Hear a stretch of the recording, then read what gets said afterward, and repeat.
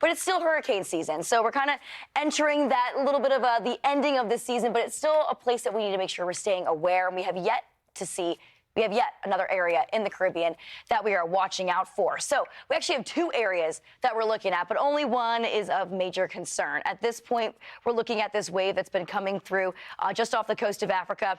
It still is about 2,000 miles away from the Caribbean Sea at this point. So it's something we're watching. We still have a couple days as it starts to move out, but this is the other area to watch that's not really of concern.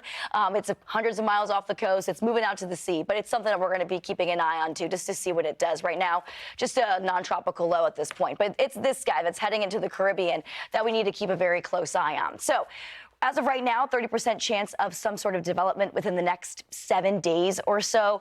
Now, there are quite a few things working in this system's favor. Even though as we start to head into the end of October, usually we see the main development region starting to kind of turn off a little bit. But it does have some favorable things going on. We have the low wind shear, which is what is needed to help keep those systems alive. Also, the moisture content, that's on the higher end as well. Not so much dry air that it's battling anymore. On top of this, too, the water's still incredibly warm. I think we were picking up 90-degree water temperatures just yesterday in those areas. And on top of this, too, this is an area that really has been quite untapped for this season. So not only do we have incredibly warm waters in this spot, but it also goes very deep. And the warm waters, that is the fuel for these systems to really get rocking and rolling. So if these thunder showers and these thunderstorms continue to keep themselves together and move into the Caribbean, we could be dealing with something trying to pop up. Now, at this point, we still have quite a few days ahead, and, models are kind of fighting each other a little bit. And here's a look at our exclusive Fox weather model, our tropical threat, where we take into account the Euro, the GFS, the Google AI model, and it puts into perspective where we could see something maybe trying to develop at this point.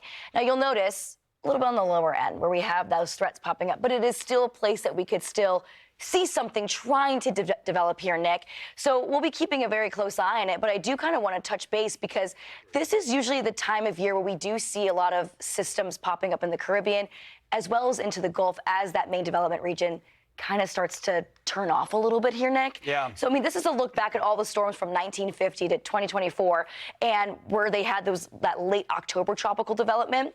And, you can see there are spots in the Caribbean, obviously, where we have seen some storms popping up. Absolutely. You remember back last year, Milton was an October storm, and it was a homegrown storm, meaning it started not in the main development region in the Gulf or the Caribbean, and this time of the year, these spots are a little more shallow. So you get into the main development region, and that water is deep, and it goes down hundreds and hundreds of feet, if not thousands of feet, really.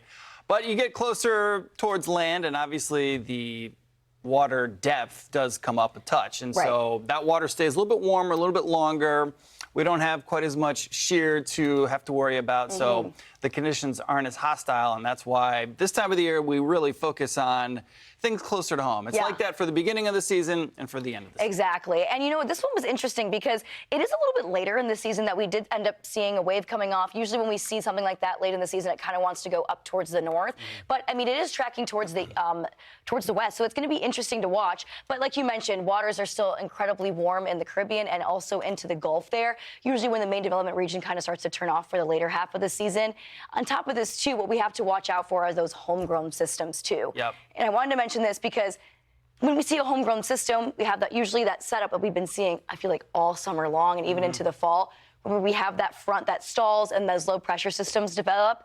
And when we have a homegrown system, we don't have a lot of lead time. Right. So you don't have a lot of time to get ready for these systems to be rocking and rolling. So that's something we also have to be watching out for as well. So, excuse me, you can see possible storms kind of usually head up more towards the northeast with those systems. So something we're going to be watching for. That's the overall steering pattern, right? You've got the jet stream, and then you've got that big area of high pressure. So if something is to spin up in the Gulf or the Caribbean, it would likely take that path right through Florida. We saw that with Milton last year, and it's a little bit concerning. We do have the Central American gyre that typically fires up this time of the year, and so areas of low pressure do spin up in that region and unfortunately get sucked up into those upper level steering currents, and they do pose a risk for not just Cuba and Haiti and some of those spots, some of those island nations, but also the U.S. mainland. Yeah, exactly. So we're keeping a very close eye on it, probably moving into next week. That's when we'll really start to see those models coming together and have a better idea of exactly where this thing is headed and whether or not it even develops. So keeping a close eye on it. So, of course, we're your Hurricane HQ. So you want to keep it with us over the next couple of days when it comes to those tropics.